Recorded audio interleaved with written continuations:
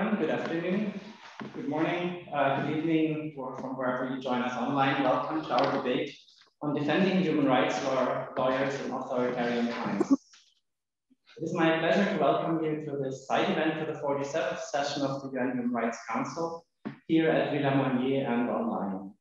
I would first of all, at the outset like to thank Martin Engel's Award Foundation, the International Bar Association Human Rights Institute, and the Geneva Bar Association for their collaboration. And thank you all for joining here in the room and most of you online. Just one word of housekeeping, just for the announcement of the Zoom room. So this is a public meeting and it will be recorded and made available online afterwards for those who are not able to join us now live. So please be aware of this. For those online, please do mute your microphones until you take the floor later on in the discussion, but you may wish to turn on your camera so we see you also here in the room on our big screen. To ask questions later on, you can please write in the chat. There are colleagues monitoring the chat, and you can also raise your electronic hand if you want to be put on the list for comments and questions later on in the discussion section. So much for housekeeping. Now, you all know probably the Geneva Human Rights Platform as a place for discussion on the functioning of the United Nations human rights mechanisms. But actually, this functioning largely depends on how victims or claimants can address and interact with the system, and more generally, how Geneva can play a role to protect lawyers or other activists from intimidation in their own countries when they cooperate with the United Nations. Thus, it is important to discuss the role of lawyers defending human rights and defending human rights defenders in autocratic contexts. I'm looking forward to hearing from activists and lawyers on concrete cases today, and from our experts on the global trends and the opportunities, how we can address the issue. They will be introduced by the moderator shortly, but I would like to already thank them very much for their presence. Yet when discussing the use of the rule of law and the law and order system by and within autocratic states, we should also, I think, not forget the role of more open and democratic societies and the messages that they can send while laws they establish themselves. Two recent examples which have given rise to domestic public debate, but were finally introduced, come from Switzerland and France, for example, but there are unfortunately many more passed, mostly in the context of anti-terrorism. There is a French police law, which in its initial version would have criminalized the filming of police officers. And in the context of police violence, it was such videos that finally triggered action. In the case of George Floyd, in absence of video evidence, probably no action would have been taken. In Switzerland, the recent law on police measures to counter terrorism, this law could be an excellent inspiration, also a very welcome excuse to many autocratic leaders who are criticized by human rights activists. If Switzerland passes a law that could lead police to use intelligence that may have been obtained under torture, or to exert repression outside the scope of penal law and preventive police action, why shouldn't they? So here too, I think it is scope for action by local and international Geneva to criticize laws and work towards change, also with the view of what's the message that from Geneva or from democratic countries is going to more autocratic countries. With those thoughts in mind, let me hand over to the moderator of today's event, to Sandrine Giroux, who is sitting next to me. She is chair of the Human Rights Committee at ODAGE, the Geneva Bar Association, and a partner at La Livre, where she specializes in domestic and international litigation with a focus on commercial disputes, fraud, asset recovery, white-collar crime, mutual legal assistance in civil and criminal matters, trust in the state, media law, so it's quite a long list, but also, very pertinently for today, public international law and human rights. So with this, over to you, Sandrine. Thank you very much, Felix, and welcome to all of you here at the Villa and also on screen. It's really my honor to welcome you and to moderate this panel, and I'm very humbled to be here to do that because we are accompanied by very courageous colleagues all over the world who put their life at stake to defend the very value that we all share, which are human rights, which really bound us as human, and which transcend any form of political regimes. And I think that this is very important to stress irrespective of politics, what is really the fundamental fabric of society is the law. And most fundamental aspect are human rights. And we need people to uphold these values, and those are often human rights defenders and more particularly lawyers.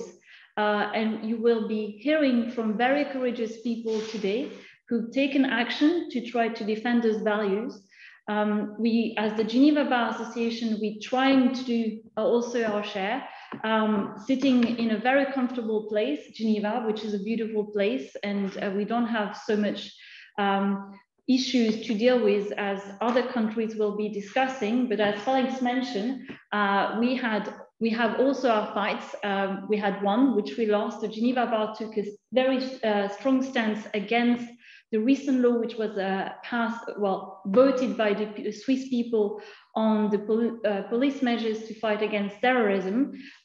These poses really serious concern regarding the rule of law. And unfortunately, lawyers were not heard.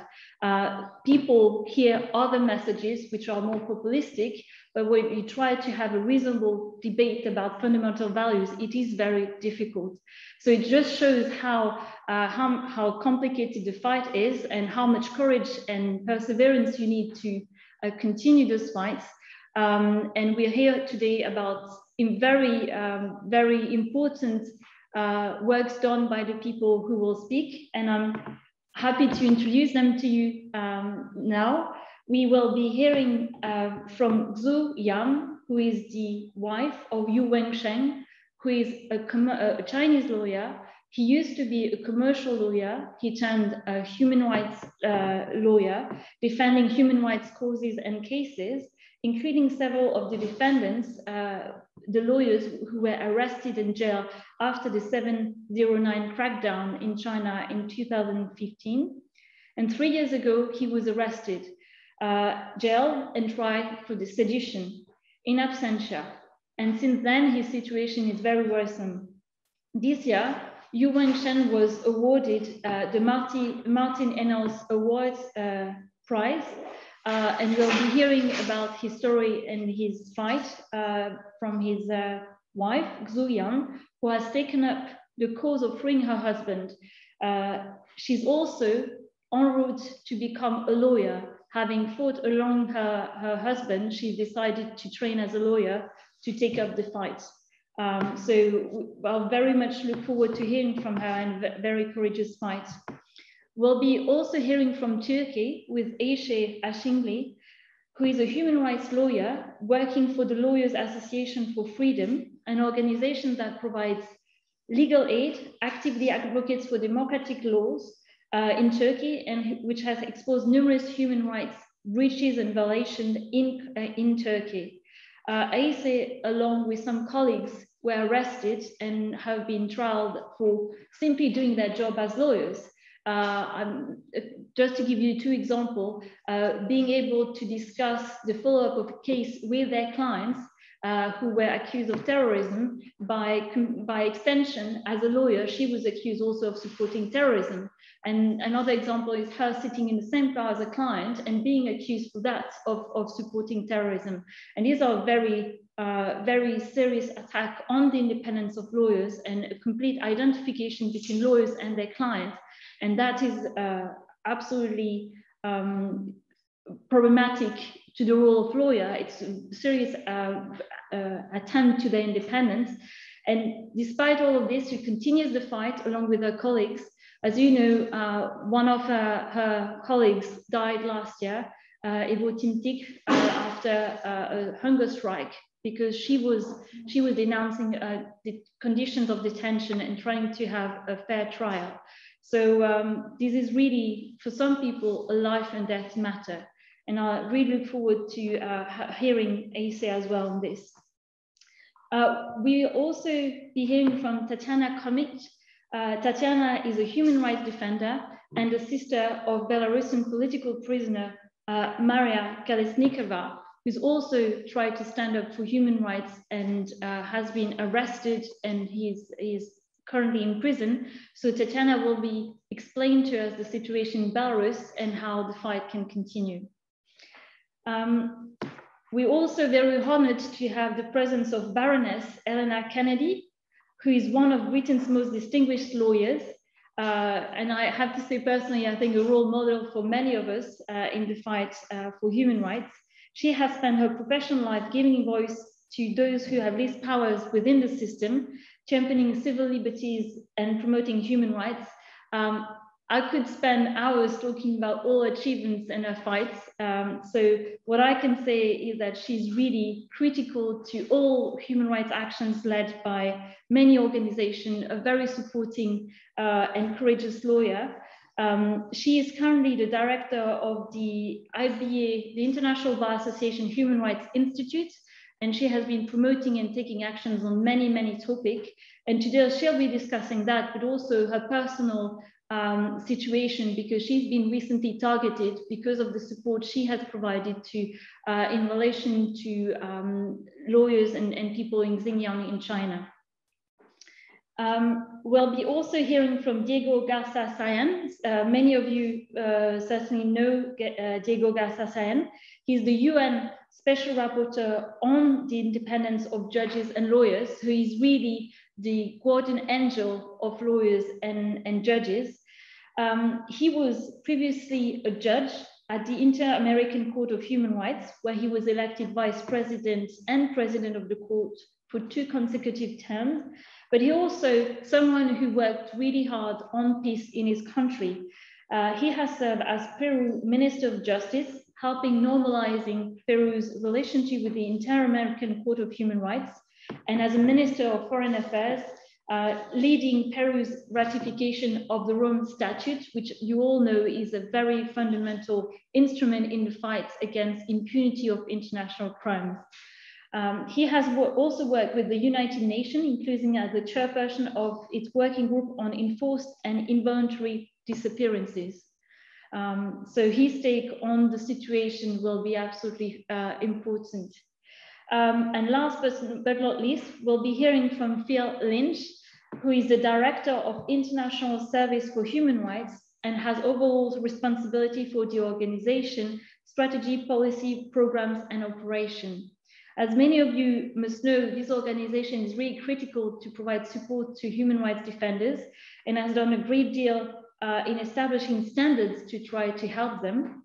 So we'll be hearing from that. But it is really thanks to Phil's stewardship that these significant developments could take place. Before joining International Service for Human Rights, Phil was also very active in Australia, having founded and led the award-winning Human Rights Law Centre and Homeless Law in Australia. And he's a former member of the EU Fundamental Rights Agency Advisory Board and former member of the Australian Government Human Rights Grant Scheme Expert Panel. So as you'll see, we have really a fantastic panel to give you a take on the situation now in China, in Belarus, in Turkey, and in many other places in the world, and to discuss what we can do or what organizations can do to support human rights defenders, lawyers, but also to uphold these very fundamental values which all bind us. So without some further ado, I pass on the, well, not the microphone, but the words to Diego to give us his take on the situation now in 2021 and how is the situation in relation to human rights defenders and lawyers. Thank you, Sandrine. Thank you, Felix. I'm really honored by the invitation of these very prestigious organizations. Very honored to have the opportunity to share my personal support and my support of rapporteur to the very courageous lawyers that today we have with us, or represented by very relevant people. Lawyers play a vital role in the protection of rule of law and human rights. It is the responsibility of lawyers to protect and establish the rights of citizens from whatever culture they may be threatened. And as we all know, it is indispensable for ensuring effective access to justice for all. But so do the opponents of the rule of law, the promoters of authoritarianism, of justice at the service of particular interests, and of impunity of corruption, of human rights violations. Around the world, lawyers are being harassed, threatened, attacked, or worse, for simply doing their job. In this regard, the basic principles on the role of lawyers adopted by the UN in 1980 are a fundamental international human rights tool that we ought to remember and reaffirm always. The new context of the pandemic has brought tragedy not only to millions of families who already mourn the deaths of almost 4 million people worldwide. The measures that different states have had to take in the face of the health crisis have had an impact not only on the economy, but also on the functioning of institutions, including justice and the role of lawyers. Since the World Health Organization declared on 11 March 2020 that COVID-19 had reached the level of a global pandemic, as a special rapporteur, I have been closely monitoring how the pandemic affected judicial systems, access to justice, and especially the role of the legal profession. My next annual report that I will present next Monday, 28th, at the Human Rights Council deals precisely with this crucial issue of tremendous impact on humankind, including rule of law. The report is already available in the web. The pandemic has severely affected the functioning of judicial systems, increasing the risk of the lack of functioning, accessible, and independent justice.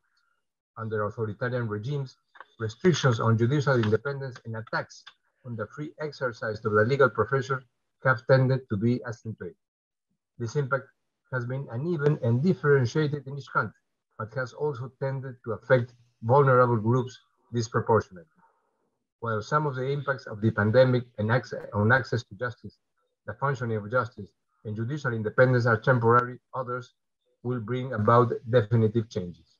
How these challenges may affect the human rights, judicial independence, and the role of lawyers is a matter of particular concern that needs to be closely monitored. In some countries, the role of lawyers in the courts was not defined as an essential service, blocking the provision of legal services. In many other contexts, the role of lawyers has been and is under systematic attack. Some countries that I will mention briefly. In Egypt, lawyers were detained without warrants for long periods before being brought before the courts, despite the enormous risk of COVID-19 infection in Egyptian detention centers. In Turkey, international lawyers associations have denounced how harassment of the legal profession has become government policy. Together with other thematic mandates of the Human Rights Council, the Special Rapporteur transmitted a communication to the government of Turkey expressing concern about the arrest in September 2020 in Ankara, the city with the highest number of COVID-19 infections in the country, of 48 lawyers, 7 legal practitioners, 4 dismissed judges, and 1 law graduate. In the Philippines, the government has been repeatedly denounced for this policy of human rights violations. Defamation, harassment of lawyers, and impunity for dozens of murder lawyers have increased during the pandemic. These attacks were allegedly perpetrated mainly by members of the President's Counterinsurgency Task Force, as well as by the national security agencies and state security forces. In Zimbabwe, civil society organizations documented assaults, torture, and other inhuman and degrading treatment and/or punishment, illegal arrest, and detention of opposition activists without access to lawyers. Several Zimbabwean lawyers were arrested or harassed for their professional and human rights activities in the context of the pandemic. In the Islamic Republic of Iran, human rights defender and lawyer Nasrin Sotoudeh was sent back to prison by the authorities despite testing positive for COVID-19 and against medical advice. As a special rapporteur, I severely condemned in December 2020 the government action and will continue to follow up her case. In Libya, November 2020 saw the murder of lawyer and women's rights activist Hanan Albaraz. She was shot dead after she spoke out against widespread corruption in the context of the pandemic.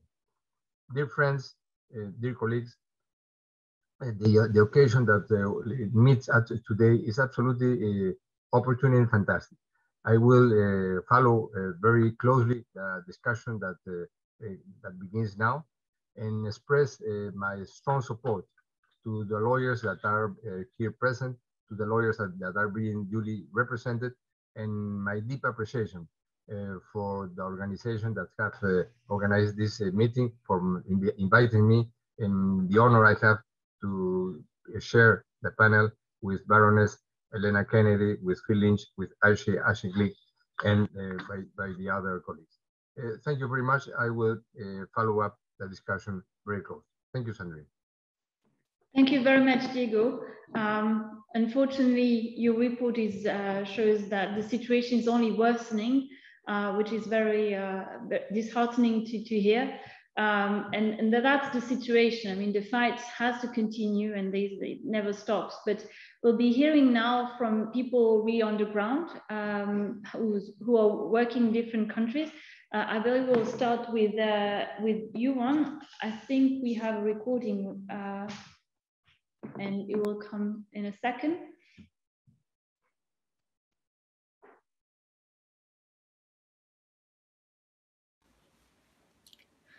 大家好，我叫许燕，是余文生律师的妻子。余文生律师现在还被关押在中国的南京监狱。非常感谢国际上和各界人士对余文生律师案件的关注和帮助。余文生律师案件被秘密开庭、秘密判决。我和辩护律师到达各部门现场约50多次，几乎所有的大门都进不了。我写了大约300多封申请各级部门监督的材料，几乎全部没有答复。余文生在失去自由约2年7个月的时候，才第一次获得辩护律师的会见，得知右手颤抖残疾的已经不可以写字。差5天就3年整的时候，才第一次让妻子许燕与余文生会见。余文生现在不仅是右手颤抖残疾的不可以写字以外，掉了4颗牙齿，至今没有安装新牙。脊椎出现问题，低压高，肾结石。余文生遭到这样的处罚和残酷的对待，我认为首先他提出修改宪法的建议是直接被抓捕的很主要的原因。同时为709多位律师进行辩护和代理，在709的几年中，他几乎属于站在最前面，为709律师去抗争各项法律权利。这个也是非常重要的原因。为此，中国警察多次传唤和约谈，短时间传唤到派出所，要求他停止为709律师去工作。但是余文生律师一直在继续为709律师去抗争法律权利，为人权法治去努力。这个也是他被抓捕很重要的原因。同时他多年来为信仰类案件、维权类案件去代理，为反酷刑方面和环保方面，起诉政府治理雾霾不力，这些都是让中国政府很记恨的原因。余文生律师获得2021年马丁恩纳斯人权奖以后，处境有所改善。首先我争取到了每个月探视余文生的法律权利。最近南京监狱也带余文生律师去了2次医院，给他右手颤抖残疾的问题开了2次药。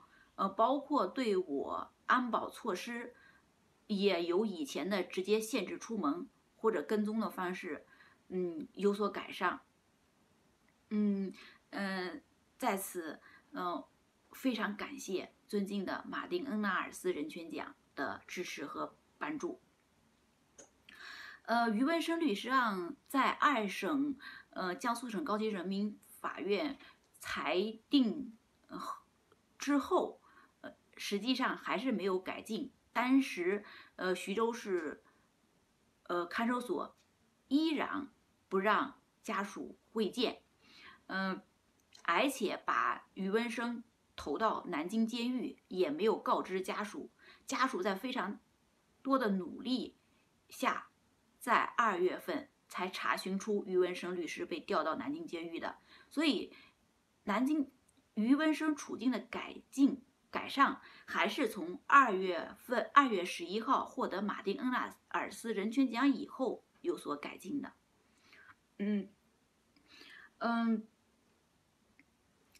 但是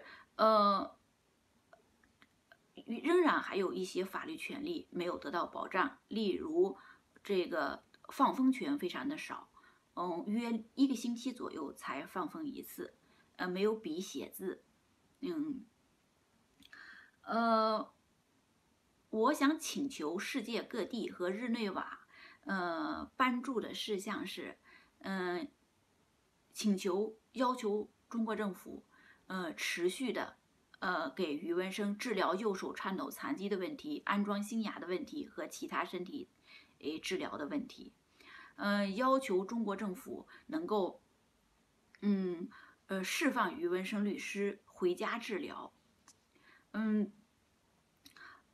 要求中国政府停止对余文生家人的恐吓，跟踪、限制出门等情形，保障妻子和孩子正常的生活和学习的法律权利。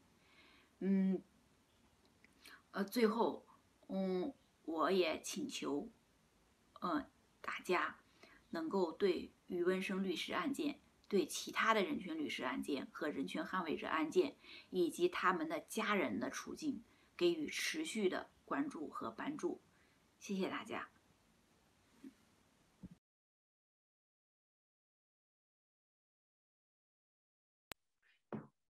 Well, you had Zhu Yan explain the situation of her husband, Yu Wengshen, which is really an example of what human rights defenders and lawyers who take up human rights causes in certain countries can suffer.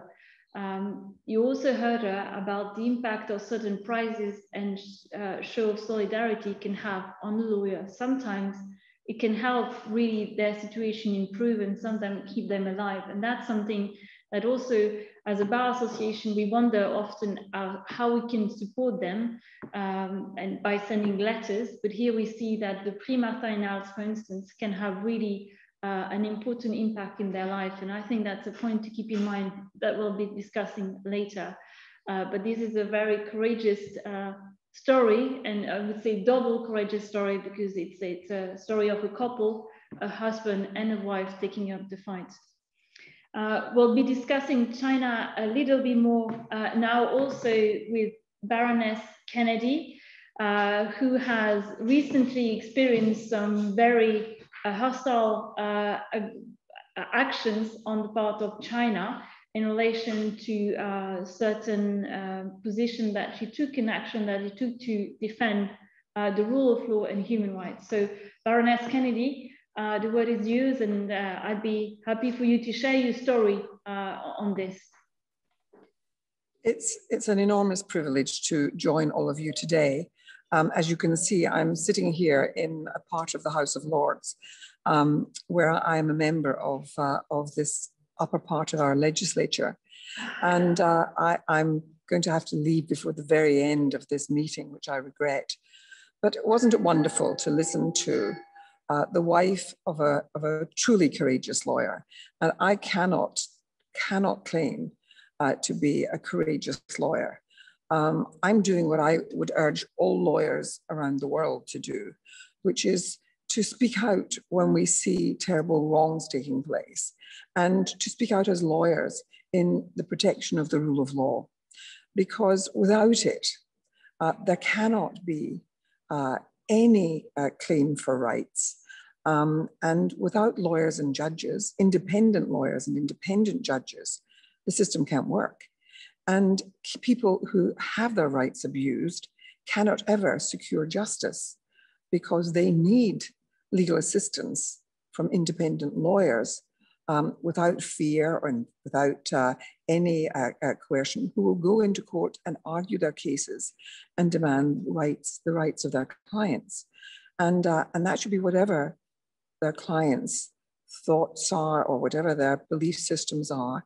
I've represented many people who were seen by the state as terrorists and were accused of terrorist offenses, and many of them were in fact innocent. I've represented people on national security issues, and again, they haven't been guilty of some of the things for which they've been charged. They need to be represented by independent rigorous lawyers applying the law on their behalf. And we need to have judges who are independent sitting in the courts. Now, what we know is that authoritarian regimes don't believe in the rule of law, and they certainly don't believe in independent judges and lawyers. They want the decision to go their way. And the account of this wonderful wife who is still fighting for her lawyer husband is humbling. And I think all of us should feel that. Now, what happened for me was that because I'm both a lawyer and someone who sits in our sort of higher chamber, I put together my lawyering skills and with some others, and we put an amendment into the trade bill that was going through Parliament to say that we should not be trading with a country that is in the process of committing a genocide, as I believe is happening to the Uyghur in China. And our duty under international law and the Genocide Convention isn't to wait until a genocide is over and there are mass graves. We're supposed to prevent genocide. And when we see serious indications that a genocide is taking place, our duty as other nations is to act. And as lawyers in other nations, to alert people to the ways in which law is being transgressed. And so I got together with other lawyers, and we drafted an amendment, and we made a suggestion that if China is blocking access to the International Court of Justice because of its veto powers under the current ways in which the UN is put together, if China also did not sign up to the International Criminal Court, then our government is saying, well, what can we do? Well, what we can do is we can actually decide, does the evidence reach the bar for genocide, certainly for crimes against humanity? And should we, as Western nations, for example, be trading with China? And shouldn't we be having some tough conversations? I love the Chinese people. I've gone to China on many different occasions, and I really feel that we have to speak, but firmly, but in friendship for the Chinese people about what is being done by their government in their name. And we have to say, we're not going to trade until you start respecting the rule of law and also respecting the human rights of the people who are trying to get the rule of law to work. Here was a lawyer trying to get justice for 700 and over 700 other lawyers who were taking cases which were about people's rights. And he himself was acting for people, people on religious freedom. He was acting for people in their health because of the ways in which government had failed to provide clean air. He was taking up the sort of cases that we as lawyers should be taking up. And it doesn't matter whether people are commercial lawyers or corporate lawyers or employment lawyers. All of us as lawyers have a duty to make the case for the rule of law and to protect the rule of law and to protect what it means, which is fairness, due process, that you don't throw people in prison and leave them there for many years before they get to see lawyers. You don't punish people by not letting them have proper access to their family. You don't punish their families on the outside by creating limitations on their lives. And you certainly don't torture people. And yet we've heard about this man, this wonderful lawyer who now has a tremor in his hand, who now has lost teeth, who clearly has been, has suffered to have those disabilities now. And we owe it to speak out. And so I'm going to make some strong urges on the United Nations and on the community of lawyers around the world to come together to create the right kind of protections that there can be for lawyers who are facing this kind of abuse within the systems in their own nations. So I can only tell you that I wakened up one morning to find that I had been put on a targeted sanctions list by China, that I'm not allowed to travel there or to Hong Kong or Taiwan, nor can any of the members of my family.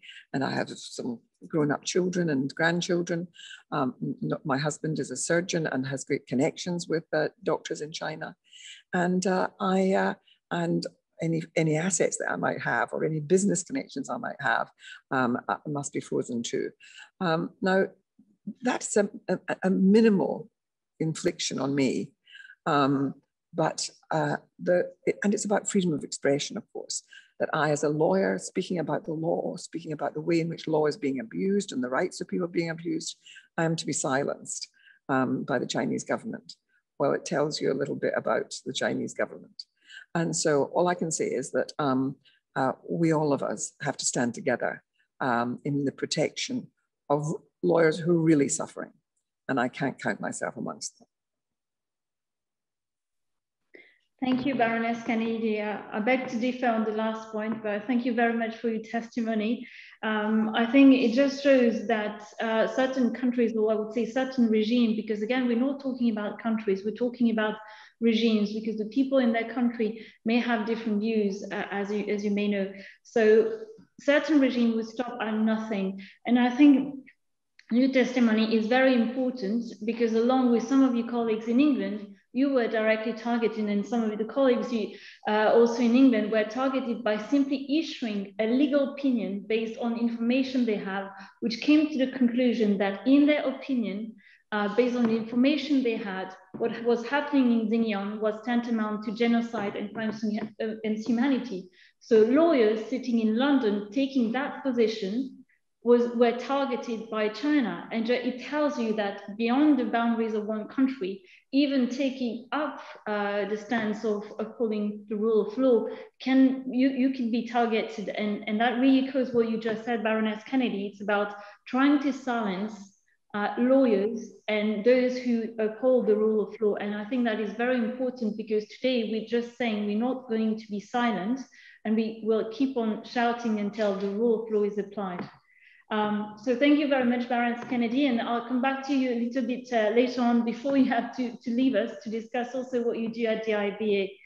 And now I'd like to pass on the word to Ayşe Ashinkli, who will, as I mentioned, explain to us the situation in Turkey. Hello, everyone. My name is Ayşe Ashinkli, and Sandrine introduced me before. First of all, thank you inviting me such a great event. Today, I will try to mention the situation of human rights defenders and human rights lawyers in Turkey, and also something about our organization's activities. For other countries, people can discuss the attitude of the government, state, ministry, or etc., something like that. But in Turkey, there is no need such discussions because there is always and just one man decide everything. It's actually unbelievable, but it's true.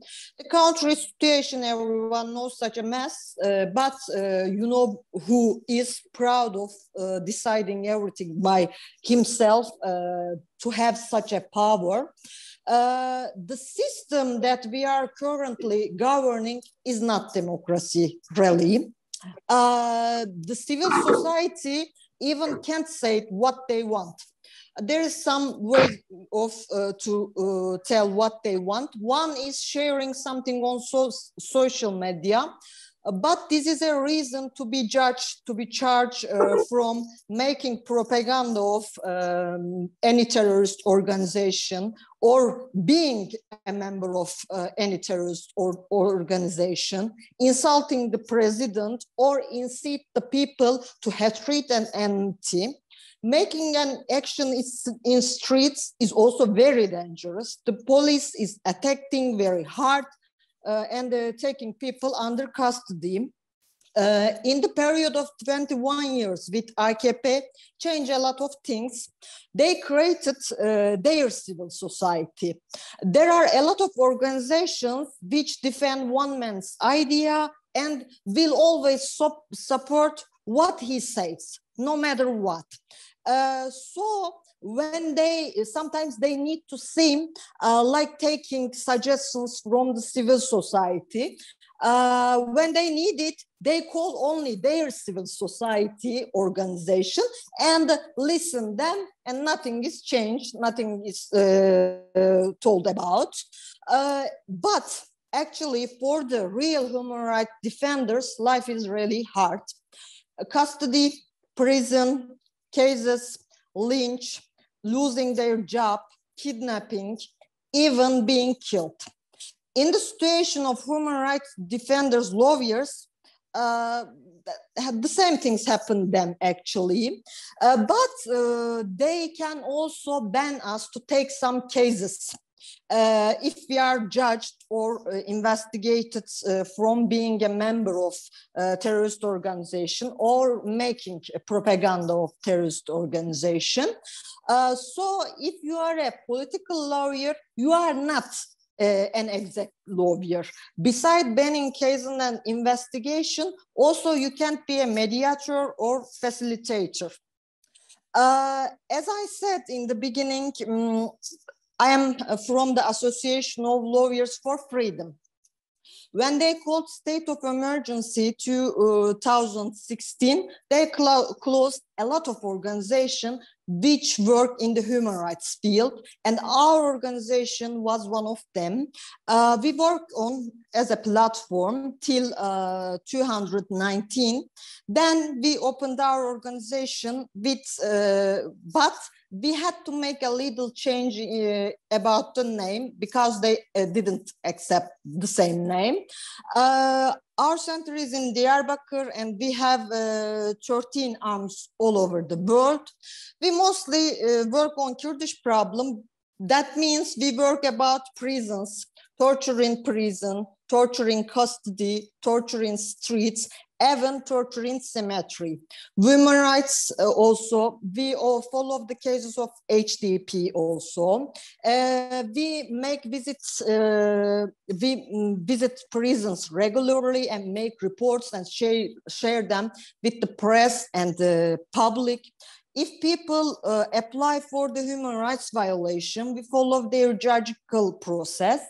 Those are daily works, but actually, we fight for the change legal regulation according to human rights. We make all of this as lawyers. We are actually making our jobs, but these things, these activities we are doing is being to be charged a member of terrorist organization. In Turkey nowadays, for a long time actually, being a terrorist or making any terrorist propaganda is the easiest thing really. You can be a terrorist doing anything and talking about anything or criticize anything about the one man.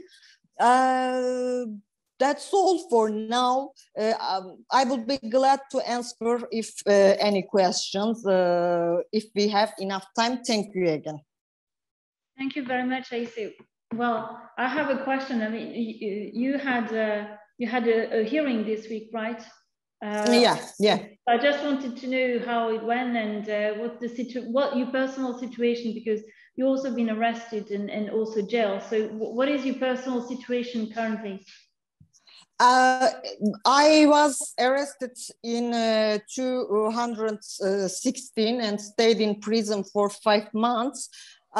This actually, the court want to punish us immediately. They only gave us time to do October. In October, we will have the final hearing, and they want to punish us immediately. I can tell it. The situation isn't very hopeful, I can tell. There is 13 lawyers in our case, and all of the charges are about to make human rights lawyers and make our jobs. But I think the judge, the court will punish us. I don't know how many years. I don't know how many years. Okay. And well, importantly, what can we do to help you now in the run-up of your trial? What would work as lawyers or fellow human rights defenders? Actually, I want to thank you and another lawyers association from bars from all over the Europe, because our lawyer friends are always coming and they are following our cases. That's really helping for us. At least we feel that we aren't alone, and people are supporting us. But anything else, I don't know, maybe we can discuss together, but coming here and following the situation is really very important, and thank you for doing that. Well, thanks to you, to Ria, for your fight and your courage. You're a true inspiration. And as a lawyer, it's really amazing to see people like you. So thank you very much. Now we'll be hearing about Tatiana Komich. As I say, she's the sister of a Belarus political prisoner who is defending her sister and who is taking action as a human rights defender. She's not a lawyer, but her cause is very important as well. She's using other tools, many different tools, to try to uphold the rule of law and human rights. So Tatiana, the word is yours.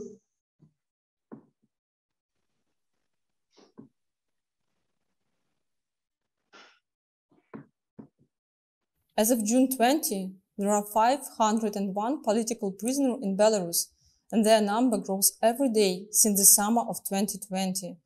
According to the General Prosecutor's Office, more than 3,000 criminal cases have been initiated for violating the procedure for holding mass events and protests since August 2020.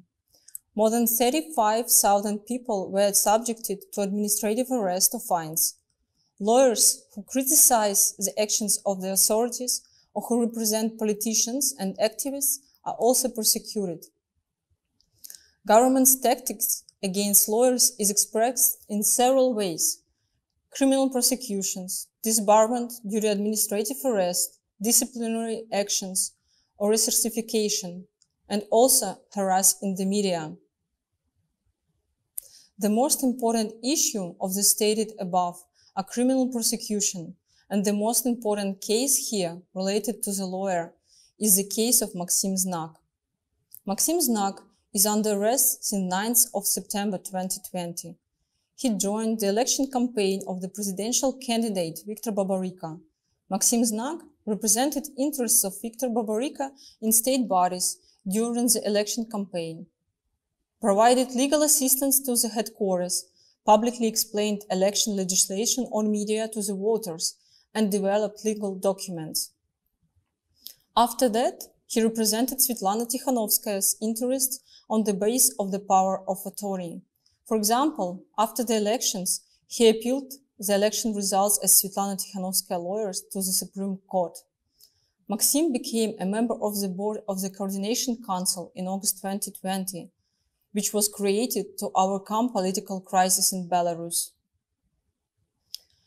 Due to stated above activities, Maxim Znak is accused of 3 cases of criminal court.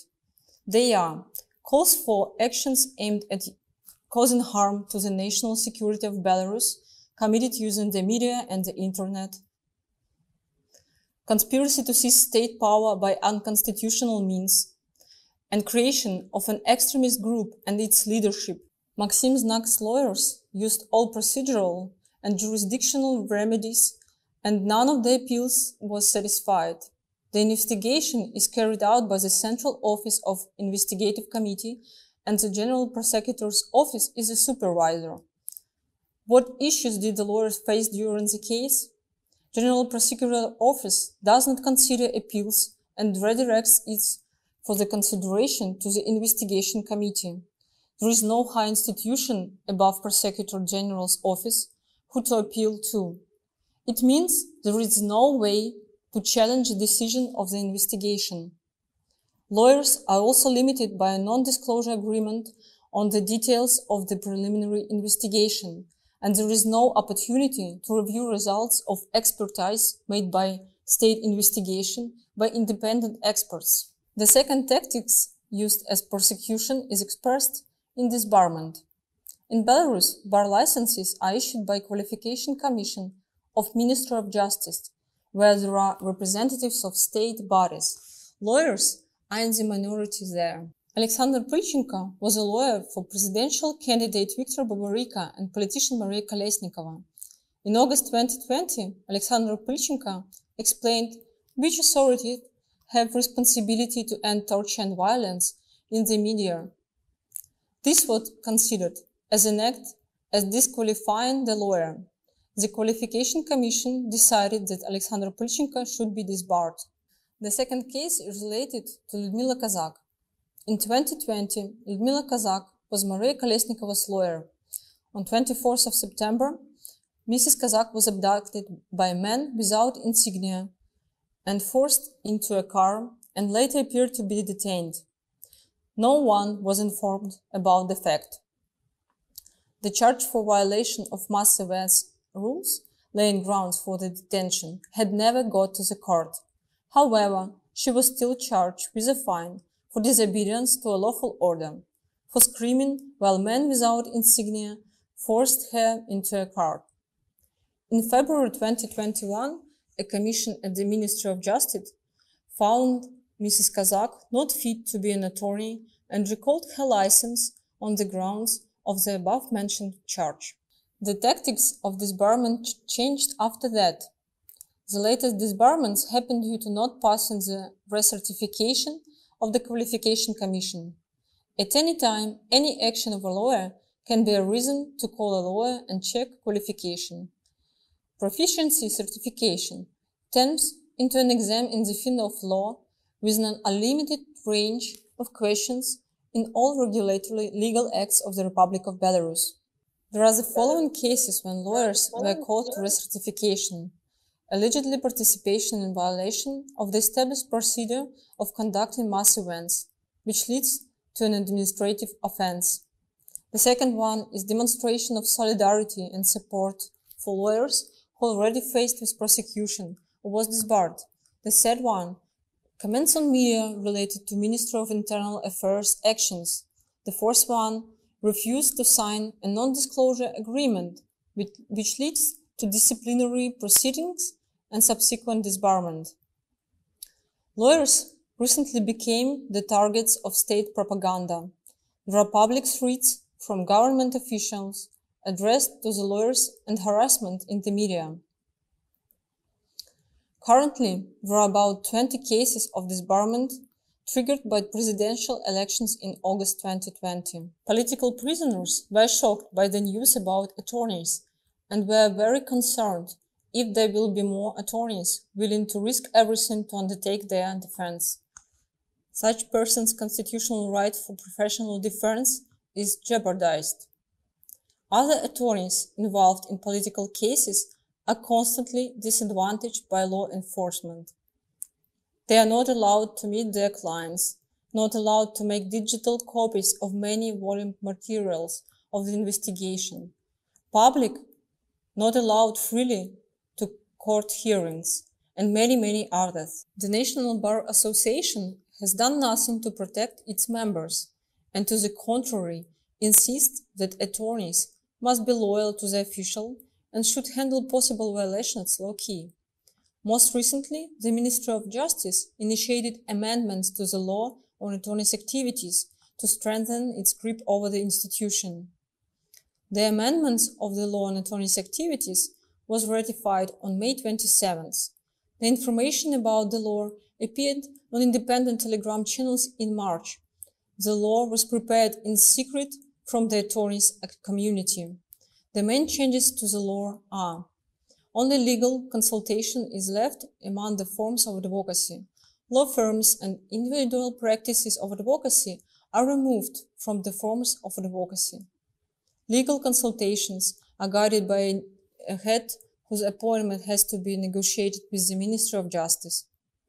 The second one, the Ministry of Justice gets a huge influence on forming the Bar Council, the main executive body.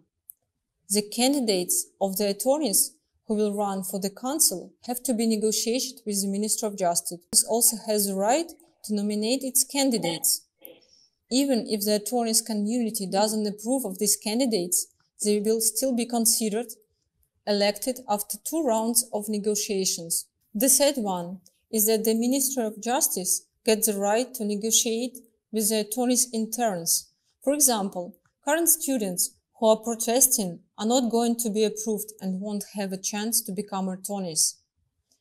There is a simplified procedure for ex-law enforcement and judicial personnel to become attorneys. This is a forced change. However, only for those who will be recommended by the authorities. So, if, for example, a judge,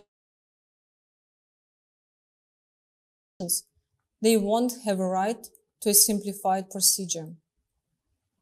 Many attorneys will leave their job because it's very complicated to work under such pressure. The attorneys will lose their license with so much additional authority over them.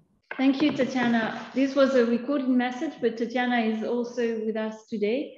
As you saw, she discussed how lawyers are attacked in Belarus, are the subject of criminal prosecution, but also, more importantly, disbarment procedure, because what else can you do if you don't want lawyers? It's just to make them disappear, not only physically, but just take away their license to practice as a lawyer. Some of the people who helped her sister, Maria Kalesnikova, were targeting as such as being their lawyer, their lawyers. They have been directly targeted. So what I found also striking is really the lack of support, but more, or even more, the pressure put by bar associations to go along the path of the government and not to stand up by their members. So thank you very much, Tatiana, and we'll come back to you with some question at the end. I'm conscious of time, and just also for those who are seeing you on the screen, don't take it personally if we don't necessarily look you in the eyes, but it's just that the setup makes that the screen is on this side, and so we don't necessarily look you directly into the camera. Now with time passing, I'll give the floor to our 3 experts. Phil Lynch, Baroness Elena Kennedy, and Diego Garcia-San, to explain to us what NGOs and organizations or professional associations such as the IBA can do to help human rights defenders and lawyers.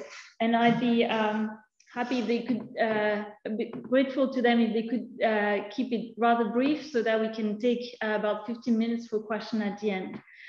So I'll start with Phil.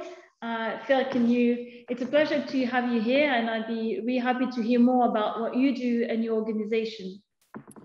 Well, thank you very much, Sandrine, and thank you to all my fellow panelists. I'd like to start by really expressing my solidarity and support, and that of the International Service for Human Rights, for all detained human rights lawyers and their families and their associates. Thank you for your courage, and thank you for your commitment to freedom, dignity, equality, and justice for all. The right to defend human rights is a human right in and of itself, and it's also integral to the promotion, protection, and realisation of all other human rights. That's why the work of human rights lawyers is so important. It contributes to the promotion, protection, and realisation of all human rights and accountability for violations, particularly for people and communities who are disadvantaged or who experience discrimination or marginalisation. Authoritarians and autocrats know this, and that's precisely why they target human rights lawyers. To do so reinforces and sends a message of unrestrained power and absolute impunity. That's also why we should be so deeply concerned about attacks and restrictions against human rights lawyers. Such attacks and restrictions, including widespread arbitrary detention in places like Belarus, China, Egypt, and Russia, amount not only to violations against the detained lawyers and their families, but also to violations for the rights for which they advocated, and an attack against the fundamental rule of law. So moving on to what can be done about this at the international level, particularly here in Geneva. In May of this year, ISHR launched a new study which examined the impact of UN actions in 709 cases of reprisals over the period 2010 to 2020. And we examined that impact from the perspective of the victims themselves. The most significant finding of the study is that public advocacy and public diplomacy work. We found that there's a positive association between UN actors speaking out and other high-level actors speaking out in UN spaces and positive outcomes for victims, whether that was release from detention, an amelioration of conditions of detention, or even a sense of solidarity and support, which contributed to the resilience and well-being of the defenders. What's more, we found that this positive association got stronger as more actors spoke out over a sustained period. To put this another way, authoritarians and autocrats don't like scrutiny. They don't like accountability. They seek to manage their reputations. And the more actors that speak out publicly against repression of human rights lawyers, the more politically costly such repression becomes, particularly if the pressure is sustained. As an aside, despite being the preferred approach of many UN officials, not least the Secretary General and the UN High Commissioner in the case of China, I'm not aware of any study demonstrating a similar positive outcome from quiet or private diplomacy. In short, my message is simple. Speak out, encourage others to speak out, and continue to speak out until human rights lawyers are able to do their vital work free from harassment and restraint. Thanks very much, and I look forward to the questions. Thank you very much, Phil. I mean, that is absolutely critical studies that you've done here, because often when you're trying to take action as a lawyer or as a human rights defender or someone supporting lawyers who are in danger or human rights defenders who are in danger, you're not really sure if what you're doing matters and how to do it. So having studies like this, research to show what works, help you really try to put the efforts at the right place. But I think it's incredibly valuable to know that it is useful to be vocal. It is useful to continue to be vocal and to persist. So thank you, really, for these words of hope. Baroness Kennedy, I'm conscious that you have to leave us very shortly. So I'd be happy for you to tell us a bit more what you're doing with the IBA and how you think a professional organization like the IBA can help and matters. I know that the IBA has taken very courageous stances on different issues in different countries. So thank you very much already for your work as a director and for the efforts of all the institutes. But please share with us your experiences and tips on what to do. Sandrine, thank you so much. And I want to express appreciation to Sandrine and to the Geneva Bar Association, because it was so heartening to receive a message from you of support and solidarity when in that sort of moment after a period after being put on a sanctions list and knowing that my own cyber security might not be very secure, to hear solidarity from other lawyers. And I couldn't agree more than what has just been said about the importance of our speaking out and encouraging others to speak out. And I think that all of us have that responsibility, but particularly we as lawyers who are in safer places, where we can actually be voices for those who are really under threat. But I'm going to speak about a number of things. We've got to remember that the right to human, as you've just heard, is a human right itself. And we have to make sure that that is expressed in that way. And that lawyers can represent all kind of people. And the idea that simply because you're acting for somebody, that makes you punishable should not be acceptable. And of course, as we've just heard, authoritarians go after lawyers in the same way that they go after journalists, they go after judges who are independent. It's always a signal of authoritarianism when you see that the rule of law, the practitioners in law, judges and independent lawyers under attack. It's a signifier. And we've just heard, I mean, think of what's happened just now, the arrest immediately of Navalny's lawyer. The Magnitsky sanctions regimes came out of the arrest of a lawyer who was exposing corruption in the Russian system, and he ended up in prison where he ended up being ill-treated and ended up dead. We know that in Duterte's 5 years of leading the regime in the Philippines, 61 lawyers have been murdered with impunity. We know about the arbitrary detentions that there are, and we've heard about Belarus and Turkey, and of course it's happening in other places too, just now in Nicaragua. So we make public interventions on these things. We're involved in setting up fact-finding missions and so on. And just now, of course, we try to do things in Myanmar with great difficulty. So all I would say is that there are two things I would recommend. First of all, targeted sanctions. They do work. Go after the people who are responsible, who have the power and who are abusers, and the people who fund them, because it really does have an impact if people who are really supporting and complicit in these conducts, if they actually suffer themselves. And some of them are living in the major cities of Europe and the United States, and so they have to be targeted, and we have to be rigorous in doing that. The second thing is visas. There should be emergency visas, and the UN and all of our nations should be saying, we're going to call upon our governments to make available emergency visas for lawyers and journalists and human rights defenders to get out. Canada has just introduced over 200 visas for human rights defenders, including journalists, including those who are lawyers, the people who end up having to get out at speed, and for their families. So all of our countries should be taking steps like that.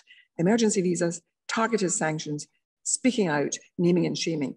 And wasn't it interesting that our wonderful campaigning wife of the lawyer Yu Wengshan, Yuzhan, said that the Martin Ennals Award mattered. Giving awards, putting the spotlight on the treatment of particular lawyers. It makes a difference. We're doing it for Nasreen Sotoudeh, a lawyer in Iran just now. Put the spotlight on it, let the world show that they care. And it does embarrass regimes. And it provides a sort of, at least the protection that they're not going to be murdered in the night inside a prison cell. So please just stick with it. And the IBA, the International Bar Association, we give out an annual awards to lawyers who've done great things. We gave it to two of the lawyers who just were prosecuted in Hong Kong, Martin Lee and Margaret Ng. And it's really important that we use what powers we have to support people who are really on the front line and doing great things. So the rule of law, we are the protectors of it, we lawyers and human rights defenders everywhere. Thank you. Thank you very much. So I take the opportunity of your presence to ask you a follow-up question, because you mentioned Margaret and Jane in Hong Kong, who was targeted. Also, she's a barrister and she's been active in Hong Kong in the democratic movement as well, but acting as a lawyer as well. And she has been the subject of proceedings in Hong Kong. And the Geneva Bar Association has taken a stance to support her, like other organizations, following the steps of the IBA. And I have to say, Baroness Kennedy, one of the criticisms we received is that in that capacity, Margaret wasn't acting as a lawyer, she was acting as a political activist, and that's two different things. So I have my own opinion on this, and I'm not going to change. But I think for the benefit of the discussion, it would be good to hear you, and also maybe later on from Diego, on what is the scope of lawyers, and how should you stop helping those lawyers when they defend certain rights, that right to demonstrate in Hong Kong, or should you consider them as political activists? When a lawyer is speaking out against abuses of the rule of law, championing human rights, speaking for democracy, and urging the legal aspects of that, as Margaret Ng and Martin Lee, who's a senior counsel in Hong Kong too, they may be involved in, of course, a challenge to a repressive regime, a repressive state. And so, of course, it starts, I mean, Yes, it's political. Of course, it's political. But the repression is political. And so we should be very clear that sometimes making those distinctions is a false distinction. Because when we're talking about the rule of law, championing human rights, we're actually talking about something that is of real substance in the decent society, in any decent society. So I don't think that, I always see that this happens with bar associations being anxious about not getting involved in the political. We have a duty as lawyers. We know that law matters, and we know that those who are the people who keep it going in the courtrooms are vital to the humanity of the citizens at large. And so there is no, for me, that line is too complicated for us to become precious about separating it out. I'm in Parliament too, but I of course, I'm a practicing lawyer, and I'm the head of an Institute of Human Rights, and I can actually do all those things in one person. And I think most of us are complicated in that way. Thank you for the very clear position, which I fully share, but I think it was very important to have this being stated. So thank you very much. And if you have to leave, well, thank you already for your participation, and again, for your incredible work and the inspirational example that you give us. But if you can stay, we'd be happy for you to contribute again to the discussion. I'm not going to be able to, sorry. Okay. But thank you. Thank you all, and thank you for your support. Thank you, Baroness Kennedy. So for those of you who are following us virtually, I'm looking at the chat to see if you have any questions, and I haven't seen any so far. I'll pass on the word now to Diego. So in the meantime, if you have any questions, please write them into the chat. Otherwise, I have a couple for our speakers today. Diego, I'd like to discuss with you again the notion that we discussed now, the distinction between lawyers, human rights defenders, and political activists, because I know from our past discussion that you have also a very clear stance on it, and I think that would be worth hearing. Thank you, Sandrine, and I will follow with what Baroness Kennedy has just said. And recalling that we have the basic principles on the role of lawyers adopted more than 30 years ago by the United Nations, that is a relevant instrument that should be used permanently in world standards and UN bodies.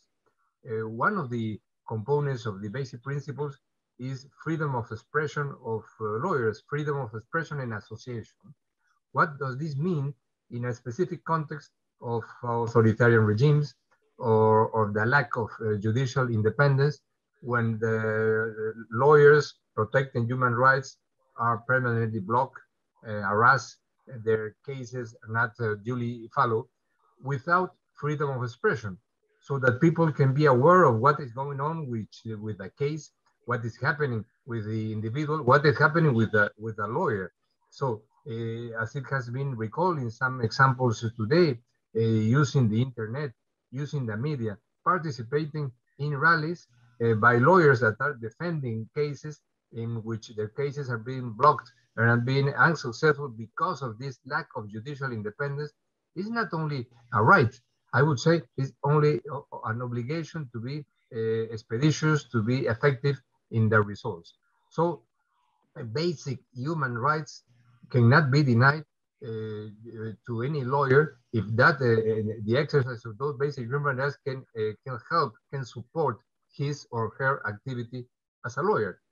And perhaps the second comment I want to raise following Phil's presentation is that this interaction between organizations of lawyers, organizations like the ones that are today calling us for this fantastic meeting, and the UN mechanisms and the special rapporteur is absolutely essential. My personal experience is that one of the major sources of relevant and daily information to know what is happening are these kind of relevant organizations. Because if we are not able to have fluent and appropriate information on time, and the possibility to act and react, and I understand what happens eventually, but lengthy, very slow and bureaucratic procedures that occur inside the UN, in many cases impedes an appropriate and opportune reaction if to send a communication to a government will take 1 or 2 months to draft a letter of 2 or 3 pages, which is not in position of the rapporteur because he or she is not able to act officially without using all the internal procedures.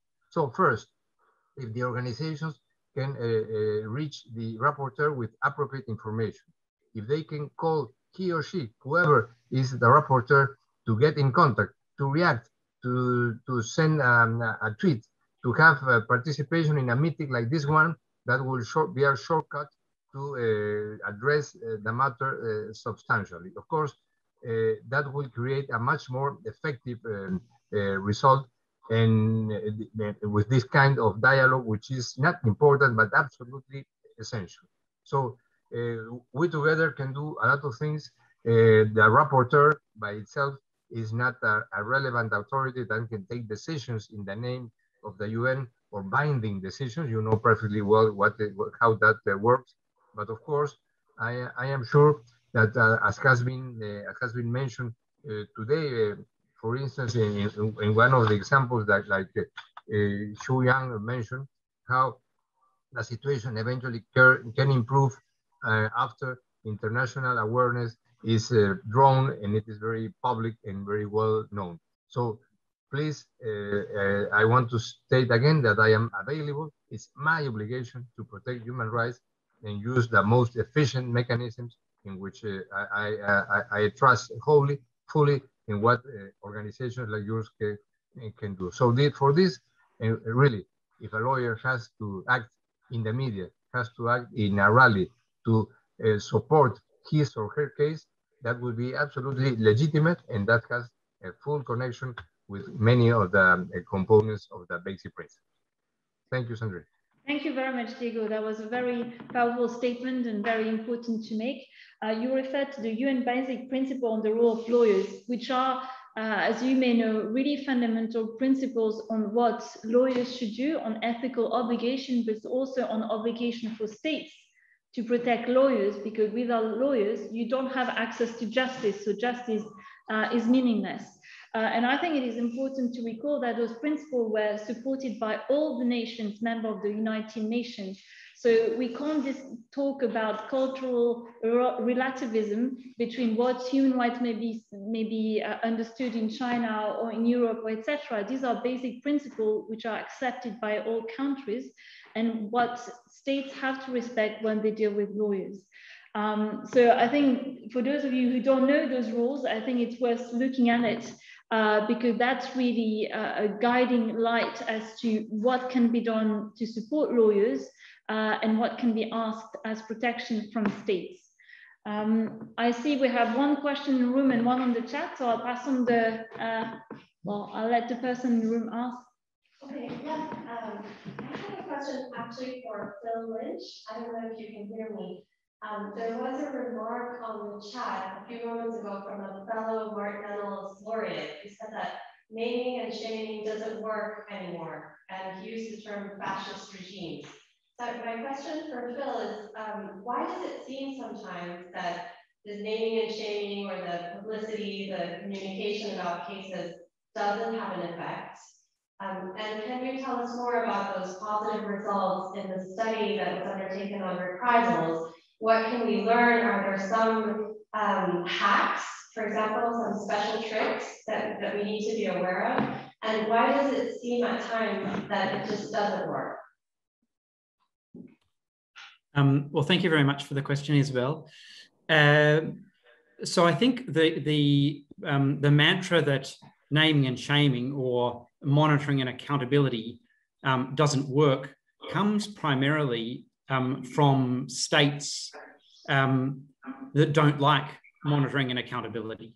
I mean, the states that trumpet dialogue and cooperation the most and resist monitoring and accountability the most at the UN Human Rights Council, for example, are the likes of China and Russia and others who regard any scrutiny as an interference in their domestic affairs.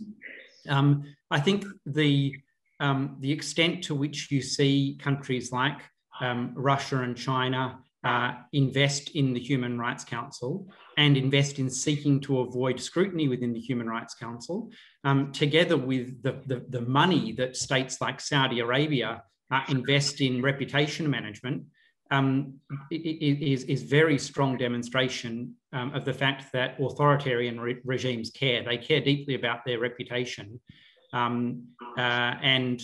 Whilst this is an assertion and something in respect of which we've had strong anecdotal evidence in the past, we were very pleased with the ISHR study because it shows very strong empirical evidence for the fact that monitoring and accountability works. And it works best when more people speak out and do so over a sustained period of time. Thank you very much, Felix. I've seen one question in the chat on sanction and just trying to, so two questions. Why the European Court of Human Rights and the EU remain mostly silent on these issues? And how does the international community and EU see violation also in Europe? These are two important questions, but I think very difficult to answer because, I mean, Felix and I can't pretend to represent the international community. And as you know, Switzerland is not a part of the EU, so I will not even try to address the EU situation. But maybe in that context, it may be interesting to hear Ace if she had a take on what the EU has as a position in relation to Turkey and her take on sanctions, because Baroness Kennedy mentioned sanctions, and we know that Turkey being really a neighbor of the EU, their relations are complex. So I don't know, Ace, if you're still with us, if you have a few words on that situation.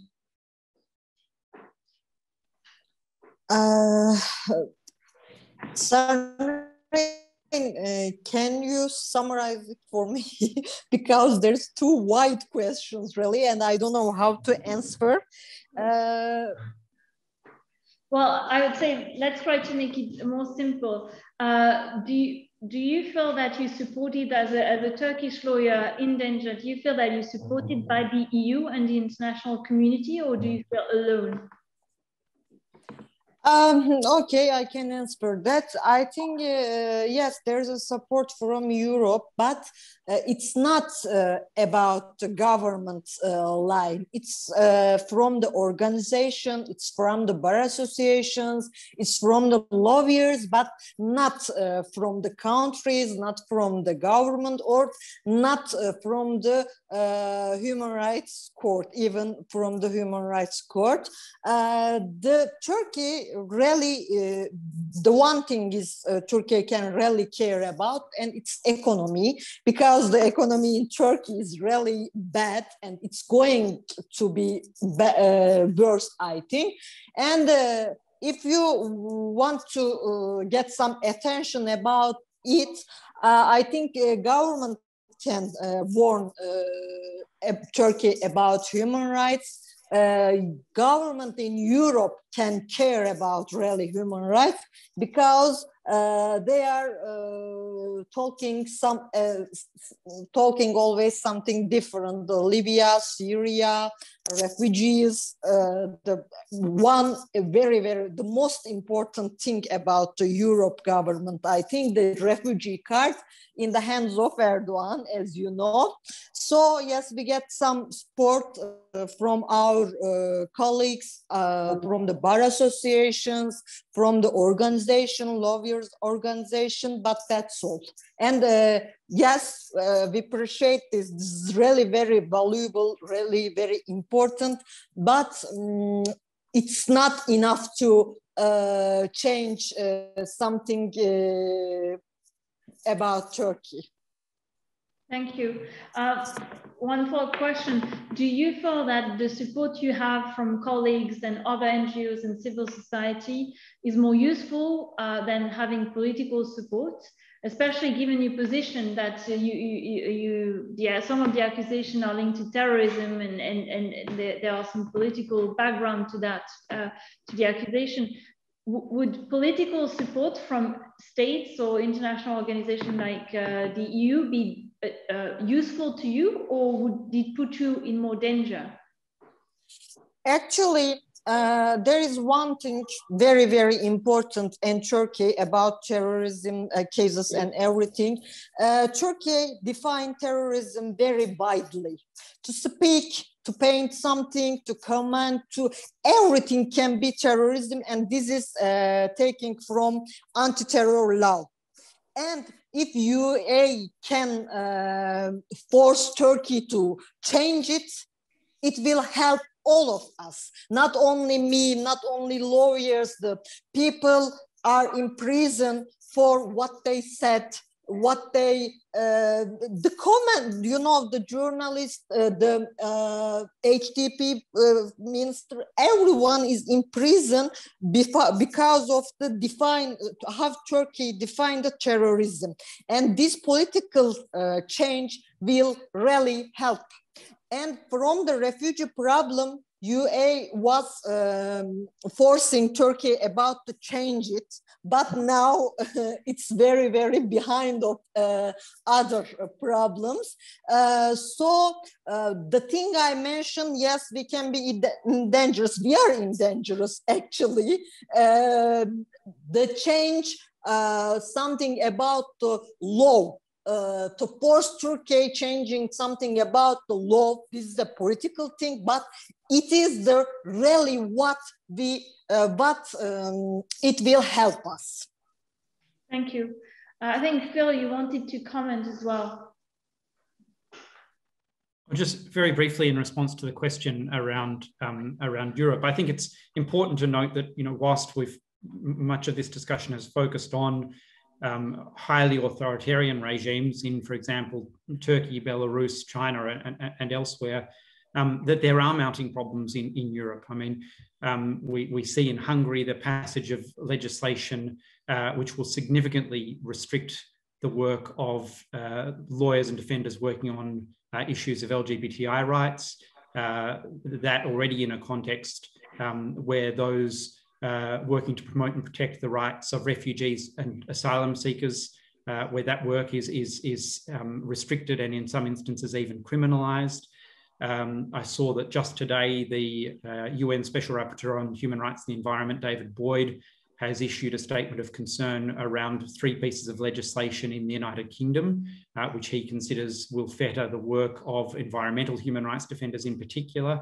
And of course, we heard at the outset reference to the proposals in France to restrict filming of police, which would negatively impact on the work of lawyers working on issues of police accountability and systemic racism.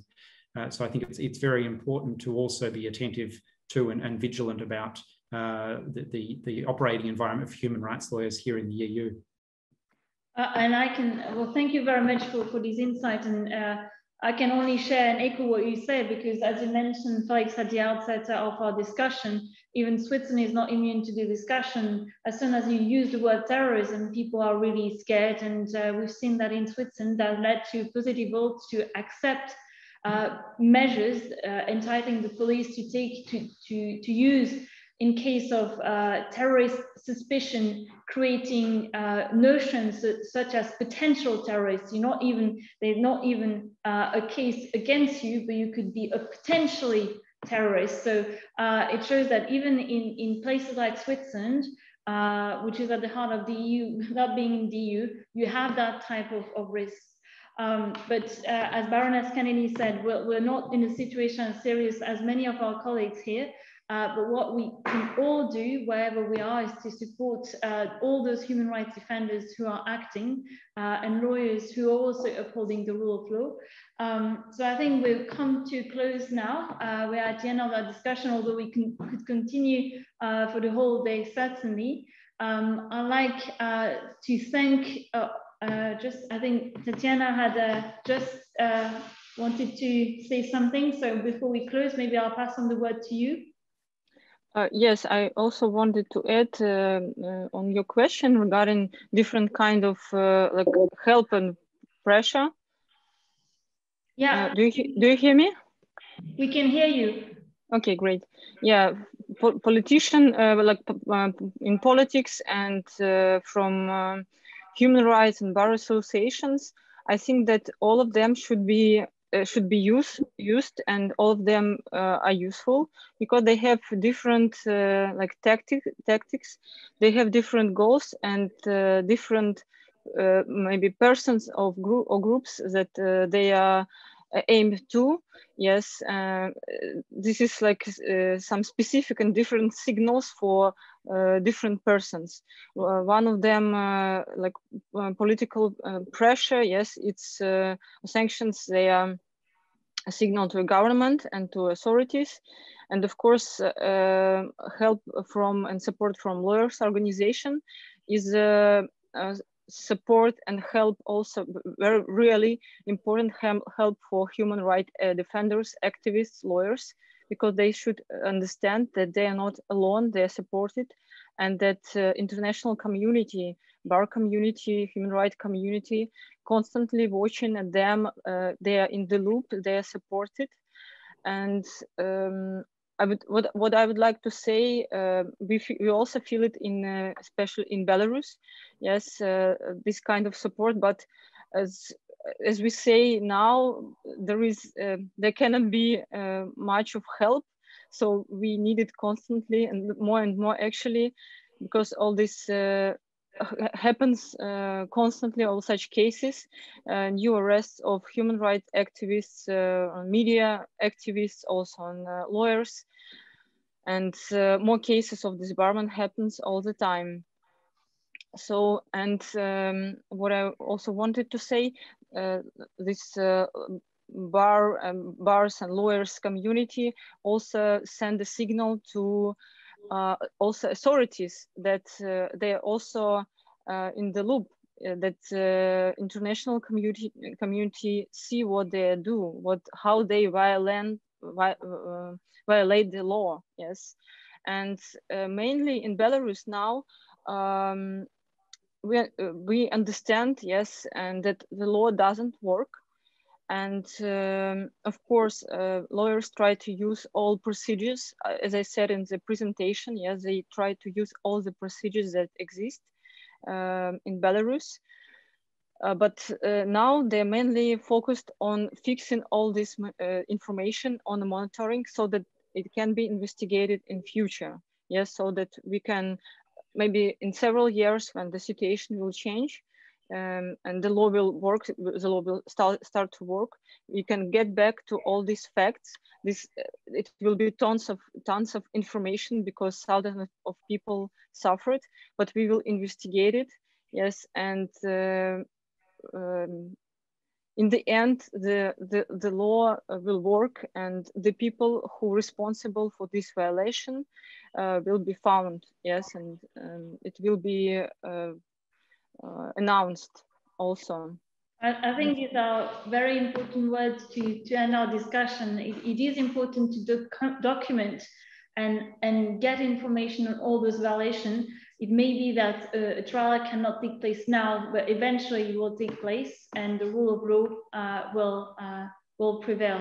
And we'll make sure that personally, but also our organization, that these will happen. So I would like to thank you all, our panelists. So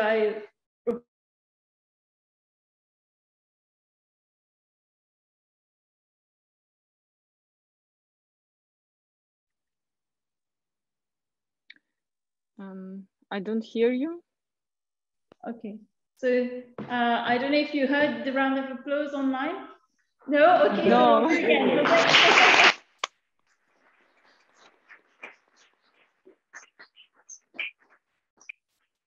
I don't know if you had the conclusion, but it was just to thank you all panelists. Thank you very much for your participation, for your contribution, for your courage and your work.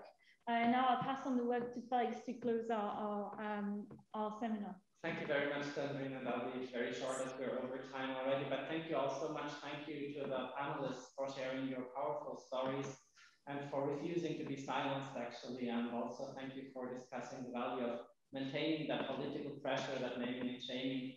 And as we saw from studies from invaluable work of the International Service for Human Rights or other NGOs defending defenders, there is value of it, and also value of holding those public events, keeping the discussion on, keeping the discussion going. Also, like this public event with the Human Rights Council, even if for the moment, due to the pandemic and the continuing excuses of the pandemic religious to everyone, public events are not yet possible, not even online. So there's no formal events, but those will come back, I'm sure. So I think it's very important to keep those discussions, and I thank you all of you for well, for the support, for the participation online, and for those who came here to La Monnier to discuss with you. I would like to thank also in closing the Martinello's Foundation, IBARI, and VEDAJ, the Geneva Bar Association, for your collaboration. I'm looking forward from the side of the Geneva Human Rights Platform also to continue that collaboration, to keep momentum, to keep speaking out, and to keep making public the cases that are going on. Finally, let me thank you, Sandrine, for your excellent moderation, and the team behind the screens, the tech team here at the Geneva Human Rights Platform, for making that possible. Thank you all. I'm looking forward to staying engaged with you all. Thank you and goodbye. Bye-bye.